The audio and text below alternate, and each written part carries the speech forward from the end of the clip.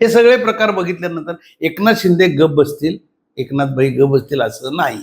तर त्याने सुद्धा आता एक एक पत्ते ओपन करायला सुरुवात केली आणि धंगेकर हे क्षेपणास्त्र आता पहिल्यांदा सोडलं.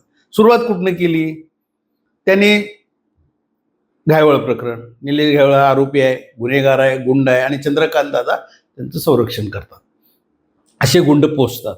त्याला बाहेर पळून जायला मदत कुणी केली तर ते नकळत चंद्रकांत दादांच्याकडे बोट दाखवून देवाभाऊंचा एक मंत्री म्हणजे चंद्रकांत दादा हे सिनियर मंत्री आहेत, राज्याचे नेते आहेत. मग भारतीय जनता पक्षाचे नेते बदनाम करा हे वर्ण आदेश, एक क्षेपणास्त्र सुटलं. आणि त्याच्यानंतर आले मोहोळ. आता मोहोळांचं प्रकरण आपण ताजं बघतोयच.